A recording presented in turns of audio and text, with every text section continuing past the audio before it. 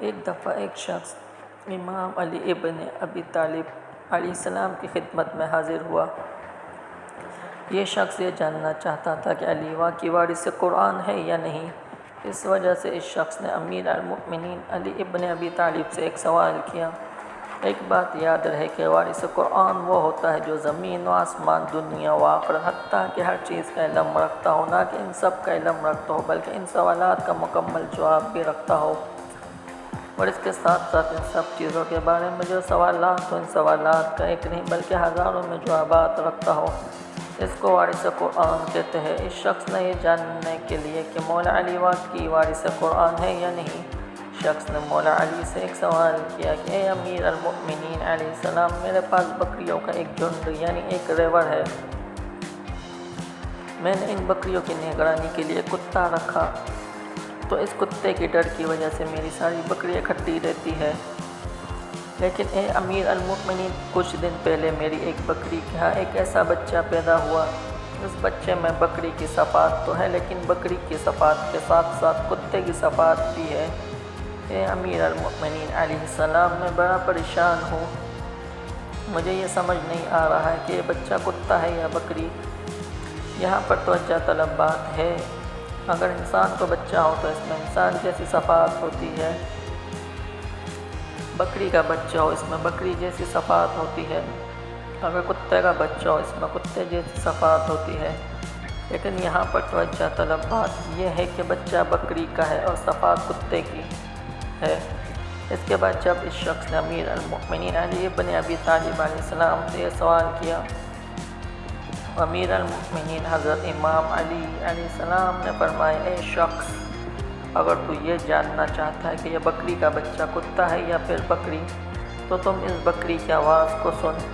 اگر وہ بکری کا بچہ کتے کی طرح بھونکتا ہے تو تم سمجھ لو کہ یہ بچہ کتے کا ہے، اور اگر وہ بچہ بکری کی طرح بولتا ہے تو وہ بکری کا بچہ ہے۔ یہ سن کر وہ شخص کہنے لگا، اے امیر المؤمنین، میں یہ پہلے ہی کر کے دیکھ چکا ہوں کہ کبھی وہ بچہ کتے کی طرح بھونکتا ہے اور کبھی وہ بچہ بکری کی طرح آواز نکالتا ہے۔ تو پھر امام علیہ السلام نے فرمایا، تم پھر اس بکری کے بچے کو پانی پلا کر دیکھ، اگر بکری کا بچہ کتے کی طرح پانی چاٹ کر پیے تو پھر سمجھ لو کہ وہ بچہ کتا ہے، اور اگر وہ بکری کا بچہ بکری کی طرح گھونٹ لے کر پانی پیے تو سمجھ لے وہ بکری کا بچہ ہے۔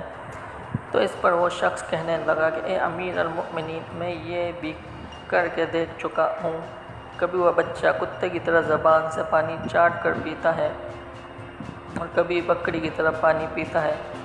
امام علیہ السلام نے فرمایا، پھر تم ایسا کرو، اس بکری کے بچے کو اپنی بکریوں کی جھنڈ یعنی ریوڑ سے علیحدہ کر لو۔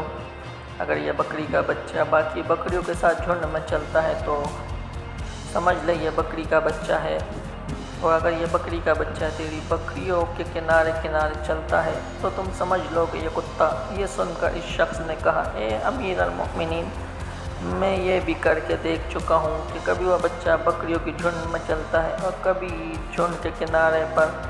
تو اس پر امیر المؤمنین امام علی نے فرمایا، اچھا تم ایسا کرو کہ اس بکری کے بچے کو گوشت کا ٹکڑا ڈال، اگر وہ گوشت کو منہ لگا لے تو سمجھ لے وہ کتا ہے، اور اگر وہ گوشت کو منہ لگانے سے موڑ لے تو سمجھ لے وہ بکری کا بچہ ہے۔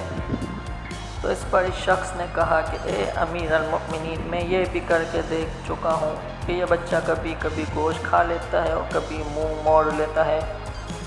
مجھے یہ سمجھ نہیں آتا کہ میں اس کا کیا کروں، کیونکہ بکری کا گوشت حلال ہوتا ہے اور کتے کا گوشت حرام ہوتا ہے، اس میں زمین آسمان کا فرق ہے، اس لیے مجھے سمجھ نہیں آتا کہ اب میں کیا کروں۔ امیر المؤمنین علیہ السلام نے فرمایا، اے شخص، اب جو کام میں تمہیں بتانے جا رہا ہوں یہ کام تم نے یقیناً نہیں کیا ہوگا۔ تم یہ جاننا چاہتے ہو نہ کہ وہ بکری کا بچہ کتا ہے یا بکری، تو تم جاؤ، جا کر اس بکری کے بچے کو ذبح کرو۔ اگر اس بکری کے بچے کے پیٹ سے ایک آنت نکلے جس طرح کتے کے پیٹ میں ہوتی ہے تو سمجھ لینا کہ وہ کتا ہے، اگر بکری کی طرح کئی آنتیں نکلیں تو سمجھ لینا کہ وہ کتا نہیں بکری کا بچہ ہے۔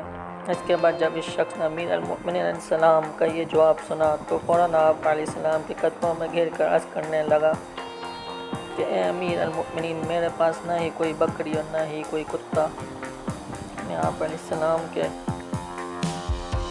جوابات کو اس لیے رد کیے جا رہا تھا کیونکہ میں یہ دیکھنا چاہتا تھا کہ کیا واقعی علی علیہ السلام ان سوالات کے جوابات دیں گے جن کو سن کر میری یہ زبان رک جائے، کیونکہ وارث قرآن ہر سوال کا ایک نہیں بلکہ ہزاروں جوابات رکھتا ہے۔